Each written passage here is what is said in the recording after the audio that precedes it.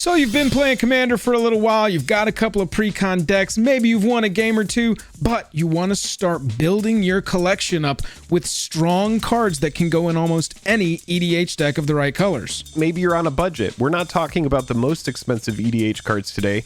Today we're talking about 10 blue creatures under $10 that are going to be good for pretty much any EDH deck before you're ready to tune it and make it more synergistic with your theme. The video starts right now.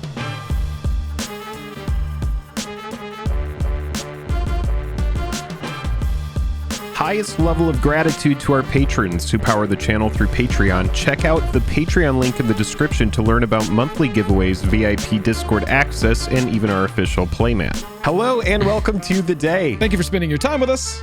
I'm Jake. I'm Joel. Welcome back to another episode of Jake and Joel are Magic. We are going to walk you through a buying guide for the first 10 generically strong Commander creatures for the color blue that you can buy to start filling out that collection so you can build more Commander decks. But before we get into it, if you would, hit that like button if you like the video. By the end of it, hit that dislike button if you don't. That's the best way to support the channel, with just the click of a button. So this video should serve, and this series of videos, it should serve as kind of like a foundation. Like, say you're just trying to like build a new Commander collection, you really like the format, but you don't have a lot of cards for it.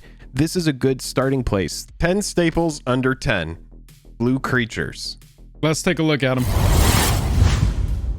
So we started by picking Spark Double. Pretty much whatever your strategy is for your deck that includes blue, if you can create a copy of your Commander, it's probably going to be a good thing. Spark Double's awesome because it comes into the battlefield as a 4-cost 0/0 as a copy of any creature or planeswalker you control, except it enters with an additional +1/+1 counter on it if it's a creature, or an additional loyalty counter if it's a planeswalker. And the most important piece of this text, it isn't legendary if that permanent is legendary. You can make a copy of your Commander and get that effect twice. This is going to slot generically into a lot of decks that include blue.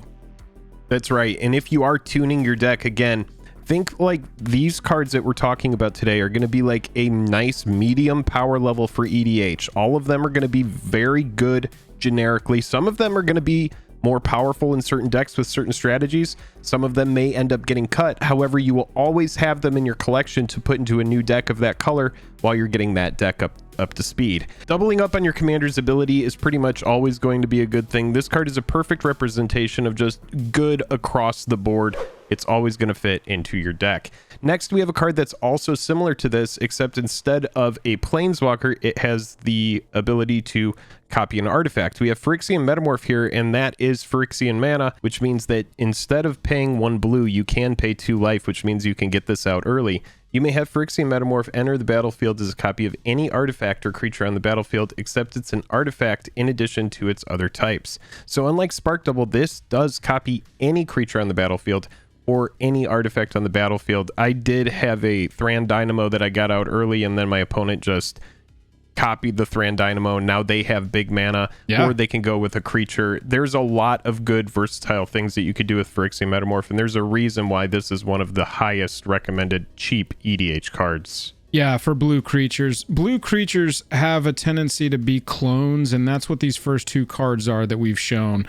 Are just these abilities to, like, the ability to double down on something that's already on the battlefield. And so if you've already got a good blue Commander deck going and you just need to fill a slot, either of these cards will work really well. As well, Deadeye Navigator for a completely different reason. 6 mana, 5/5. It's got Soul Bond, which means it pairs to another creature when it enters the battlefield. And then as long as it's paired with that creature, each of those creatures has Deadeye Navigator, and the creature it's paired with have pay 2, exile this creature, then return it to the battlefield under your control. So if you play Deadeye Navigator and pair it with your Commander gains the ability through Deadeye Navigator to pay 2, exile, and then come back. What that means is, for instance, if I cast Doomblade trying to destroy your Commander, if it has this ability, you can pay 2, it exiles the creature, your Commander, it comes back, and that Doomblade no longer knows that it was targeting it because it was targeting an older version of that Commander,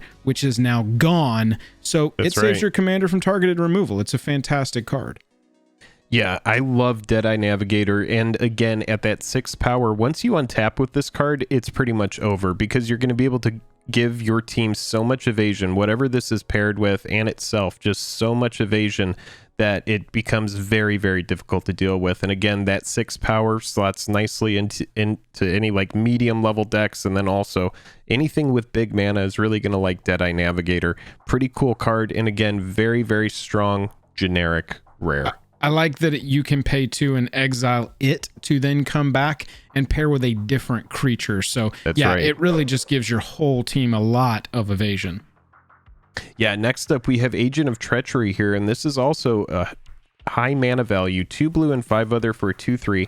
Whenever this enters the battlefield, gain control of target permanent. Any permanent. Very strong. Forever. At the beginning of your end step, exactly. If you control 3 or more permanents you don't own, draw 3 cards. So again, we were just talking about Deadeye Navigator. If you were able to pair Agent of Treachery with it, you're very much living the dream. Once That's you untap GG. with this, it's pretty much over. You're able to just blink it, take as many permanents as you can, draw all the cards, draw through your deck, all the velocity. Agent of Treachery, again, high mana cost. So this is, again, very nice medium power right out the gate. Nice, strong, rare. I always tell This got people banned, dude. Yeah, I Nuts. mean, it has been banned before in formats. This card is a mean card. I always talk about when we build commander decks, you can build it strong, fun, or mean. This one is a very mean card. Theft effects are no joke, but they're very strong. And Agent of Treachery, I mean, any deck where you're just like, I have blue in this deck, I need some slots to fill, this is a strong card that you can just slot right in there. Archmage Emeritus, 2 blue, 2 other for a 2/2 human wizard. It's got Magecraft. Whenever you cast or copy an instant or sorcery spell, draw a card. Drawing cards is like the most powerful thing you can do in Commander. That is what normally wins games, is if you can keep your hand full throughout the entire game. Making all of your instants and sorceries cantrips, meaning they draw a card as well as the rest of their effects, is very strong towards staying in the game over the course of a long Commander match. Whether or not you're running this in the 99 of a counter deck or a red-blue spells matters deck, it is going to draw you so many cards, and if you can protect it, you are never going to have a moment where you don't have a full hand. Oh yeah, for sure. Glen Elendra Archmage is a counter spell on a creature. Non-creature spells are always going to be cast in games of Commander, and they're always going to be impactful. And so the ability spot to removal, exactly so many different things. Yeah, the ability to nullify those twice with this creature. A blue and 3 other for a 2/2 fairy wizard. It flies. You pay 1 blue and sack it. You don't have to tap it, but if you pay a blue and sack it, you counter target non-creature spell. That's just straight up. It gets countered. Wrath of God, sorry, counter target non-creature spell. I'm only going to lose my Glen Elendra Archmage today. It also has this persist ability, which means when it dies, if it didn't already have a -1/-1 counter on it, it returns to the battlefield with a -1/-1 counter on it. We don't care that it's coming back as a 1/1. We probably weren't attacking with this anyway.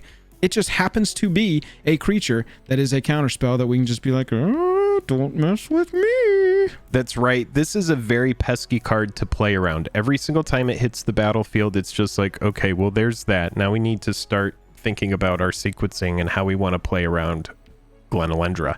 One thing, like we talked about Deadeye Navigator earlier in the video, if you pair this with that, you're able to get that -1/-1 counter off of it, and then Right. you're able to get additional value out of the card. So it can be a very big thorn in the side of your opponents if you play it correctly.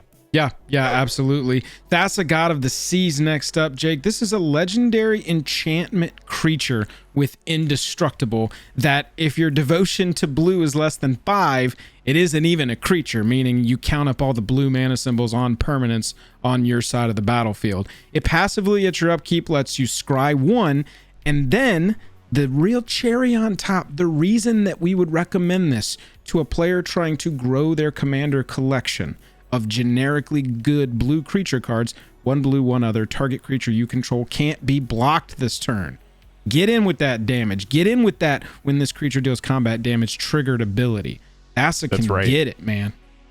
This is a very difficult card to answer. You're going to need some sort of enchantment removal, or you're going to hope that it turns into a creature. That way you're able to exile a creature if you have a spell like that. Right. Otherwise, yeah, like Joel was saying, that scry is going to be big. Say you have a big blue-green deck and you want to make all of your green creatures unblockable, just use that ability on the bottom as many times as you have mana, and you're going to be able to do that. This card is very strong, very mana efficient, and offers a lot of different abilities.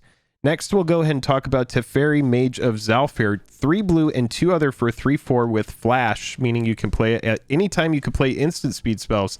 Creature cards you own that aren't on the battlefield have flash, and each opponent can cast spells only anytime they could cast a sorcery. So shutting down instant speed interaction for your opponents is always a pain in the butt. And then giving all of your creatures flash, and the fact that this has flash as well, it's just generically good and is a nice starting spot for any deck that has blue with creatures and your creatures matter. Yeah, you can tell with this card that it leans a little more towards a creature deck. This is going to be one that you want to have a lot of creatures in the deck for. Archmage Emeritus. That's one you can tell it leans a little more towards spells. All of these cards, all 10 of these, are going to be generically good in pretty much any blue deck that you could put them in. But as you're brewing with this collection that you're building, think Teferi leans more towards creatures, Archmage leans more towards spells. See what you've got in the deck that's already working, and that's how you can start working towards synergies where you might end up cutting these out because they're strong, but not necessarily exactly what your synergy or strategy is for your commander deck. But they're still fantastic starting places. And remember that all of these cards are under $10. These are all great if you're on a budget. Torrential Gearhulk, 2 blue and 4 other for 5/6 with flash, like we were just talking about, has the same ability as Teferi that we just talked about. When Torrential Gearhulk enters the battlefield, you may cast target instant card from your graveyard without paying its mana cost. If that card would be put into a graveyard this turn, exile it instead. So keep in mind, if you have like a removal in your graveyard, or you have like a big draw spell, you're not going to have to pay its mana cost. So Torrential Gearhulk can be very, very versatile, and it can also be flashed in as a blocker as well. So you can flash it in as a blocker, block something, and now your opponent is blocked by something that's not favorable for them, and you're able to flash back, say, a Path to Exile from your graveyard and remove whatever their general is. Yeah. This card is just so strong and offers a lot of different possibilities.